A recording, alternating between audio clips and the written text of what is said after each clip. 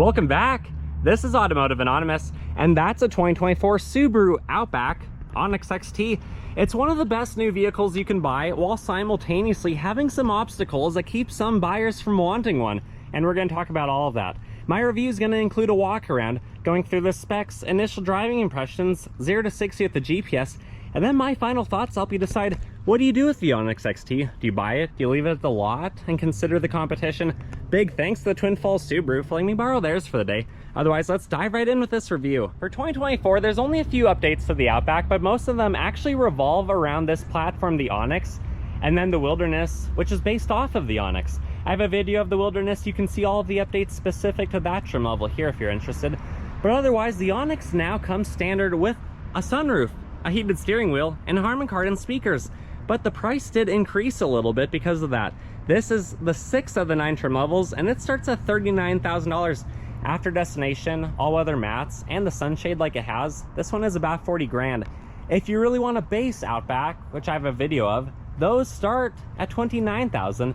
And if you want a fully loaded Outback like a Touring XT, it could actually get a little bit more expensive than this. But when you're gonna go Onyx XT like this, you have black 18-inch wheels, blacked out badges, StarTech seats, the Harman Kardon speakers, the wheel, the sunroof, all those things we just talked about. And it's just kind of the off-road, aggressive, blacked out version. This is still part of the 6th trim level that started in 2020, so we're in the 5th model year. It did have a refresh though in 2023, so that was last year. The main updates go to the infotainment screen, making it a little bit better, and a little bit different front fascia with fake cladding on it. No real aerodynamics, and the cladding is one of the issues that people have with this platform. On the black paint though, it honestly doesn't look too bad. And if you're wondering if the Outback will fit in your garage, on your driveway, or in the street, it's 16 feet long, about 6 feet wide, roughly 5.5 feet tall. The wheelbase is 9 feet, so it's pretty planted on the road at that. And then these are capable. They have 8.7 inches of ground clearance, a final drive ratio of 370. They can actually do a full circle in 36 feet, which is really impressive. They weigh 3,900 pounds. And what's less impressive about all that is the payload capacity on this one is only rated at 900 pounds. So you gotta be careful who or what you carry in your Outback, because you can only carry 900 pounds worth of stuff in here. And then if you care about towing and you have a tow package, you can actually tow up to 3,500 pounds on a turbo Outback model such as this. The last things to mention out here is the gas tank is located on the passenger side. It's an 18.5 gallon tank. It's rated for 22 city, 29 highway, so you can road trip for up to 540 miles before you run out of gas. And if the vehicle's unlocked, the gas door is unlocked. But if the vehicle's locked, the gas door is locked and no one's gonna be siphoning your gas, which is a nice feature by Subaru. The wheels are 225, 60, 18, Avid GT all season. They look really good, really sharp. And then because it has the proximity key feature, just leave that in your pocket. You have lock, unlock, the cargo door, panic button to alert people that you need some help right away. But yeah, leave that in your pocket because you can lock and unlock the door from here. The door panel looks really nice. A lot of different contrasting materials, but most of them are darker gray in that StarTech theme. You of course have Hobby Lobby stitching. All of your buttons, your controls, piano black around the handle, and a pretty big door handle. Bottle holder, some snacks. I wish that was extended further. And then Harman Kardon speakers. You have the medium-sized Subaru.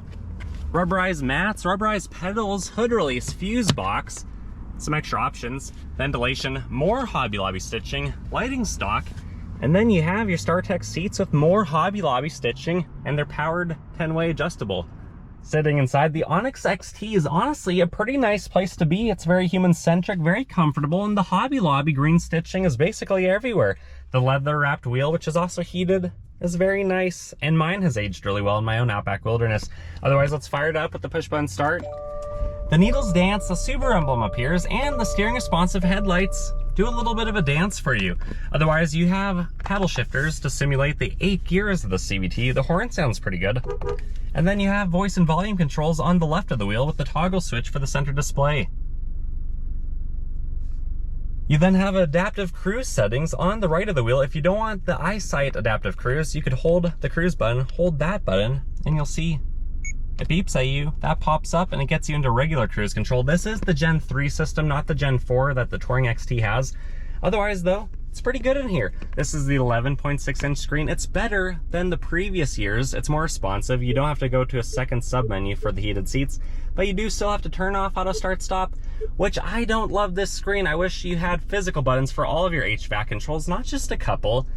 Electronic parking brake, aux, USB and C, and some storage down here. Piano black around the shifter. When you go in reverse, you have a pretty big reverse camera with trajectory lines that do move, but it's a bit grainy, as is the front-facing 180-degree camera as well. I like that it's an option, but it's fairly grainy. It's not the best one I've ever seen. Otherwise, cup holders and 2-stage center armrest with a 12-volt, which is pretty nice. And then up top, you have your 3 garage door openers, your auto-dimming mirrors for the rear and the sides. And then you have the compass. You also have your controls for the sun roof and your storage. So not too bad. You get quite a bit of stuff in here, but let's turn it off. Let's hop in the back. The back door panel follows the same theme, Hobby Lobby green stitching, piano black around the handle, and then it's a StarTech soft touch, really nice armrest and big handle. Speaker, it's unnamed, but we know it's Harman Kardon. Bottle holder, some snacks, and then a little bit of traction right there on the door sill in case you have to climb up those factory roof rails. Otherwise, this is the 40 split. And the StarTech seats, I think, are pretty comfortable. They can even recline in the back of the Outback. But sitting behind myself at 5'11", I'm comfortable. I have a lot of room. Double mat pockets, pamphlets, ventilation, plugins, heated seats, and some cup holders. In the center, I just wish that was rotated so it wouldn't interfere with how you're laying your arm. Otherwise, it's a pretty good place to be in the back of the Outback, and it's very spacious for this class of vehicle. But let's hop out and I'll show you what the hatch looks like. There's 4 ways to get into the back of the Outback. You can, of course, push the button that's on the dashboard. You can push the button that's underneath the Subaru emblem back here. You can climb through the back seats. Or you can do the laziest of all, like I am, and use the button that's on the remote and let the power liftgate do its thing. Back here, you have 33 cubic feet of room behind the second row. But when you drop the seats, which you can easily do with the handles if you want, you get up to 75. So you can car camp back here with over 6 feet of length. And then you have all-weather mats. You have the Harman Kardon sub back here and a little bit of a storage and a 12-volt on the passenger side.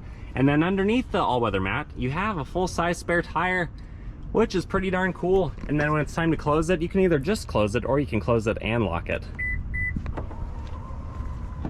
It's nothing too special or different you can expect on the rear passenger side. Same design language, same double mat pockets with the pamphlets, and then this is the 60 split back here.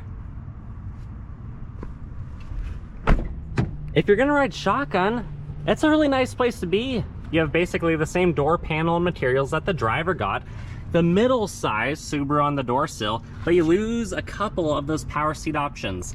But our backpack's having a good time, enjoying the green Hobby Lobby stitching with the StarTech seats. And it's a safe vehicle, so our backpack knows it's in good care when it's riding in a Subaru. Storage, locking glove box with a 12-volt in the back. So, pretty well equipped for this type of vehicle. But let's come around to the front. Let's pop the hood, and I'll show you what the little 2.4-liter turbo engine looks like. Under the hood is the 2.4-liter turbo boxer engine, and it's honestly pretty impressive. It's pretty well laid out. Makes 260 horse, 277 foot-pound-feet of twisty torque at only 2,000 RPM, so it feels very punchy around town and a lot faster than you might suspect for those power levels. Otherwise, you have the oil dipstick, the oil filter, the oil fill, the rest of your reservoirs, your battery, everything right up top, easy to find, easy to identify, the alternator, the serpentine belt. So most maintenance items on a 2.4-liter turbo Subaru are pretty darn easy to do. Let's drop the hood, take it for a drive. Time for my favorite part. We're gonna time travel and teleport to one of my favorite roads so I can show you how it drives, and then we'll get to that 0 to 60. Initial driving impressions of the Onyx XT. Even on a 100-degree day, it's pretty powerful. That turbo boxer really does a good job. Because it's an Outback, because it's a Subaru, it has really good visibility. Because that's what makes a Subaru. I haven't heard that on the commercial, but I think they could supplement that. It's really spacious, it's really comfortable being a driver in the Outback. We don't have a lot of wind, as you can see. The trees aren't dancing around much. But these are fairly well insulated. The Harman Kardon speakers sound awesome. What else is awesome? Having almost 9 inches of ground clearance, all-season tires, and a 9-foot wheelbase, you feel really planted on the road. When you throw the wheel,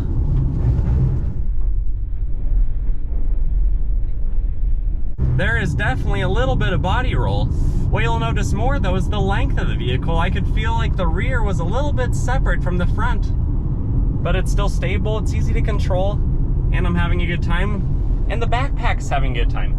These are really safe, top safety pick, 5-star overall crash test rated vehicle. And they have so many standard features. Even if you don't go with the Onyx, it's still a really good platform and one of the best vehicles that you can buy. The seats are comfortable, although some people do think that the StarTex doesn't breathe very well, and in fact it does not. That's part of it being water repellent, so keep that in mind. So on a 100-degree day like today, you're gonna feel it a little bit. But overall, it feels good, it rides smoothly, and I'm having a great time in the Onyx XT. If you're new to my channel, I own an Outback Wilderness. I have one. I've had one for almost 2 years actually, and I've driven a lot of Outbacks. So they're really good. I just don't like the touchscreen. I wish everything wasn't controlled through it. I wish you had independent HVAC controls and the auto start stop button wasn't a thing. But anyways, what are your thoughts? Comment them below. I'm gonna get to the private road and do a 0 to 60.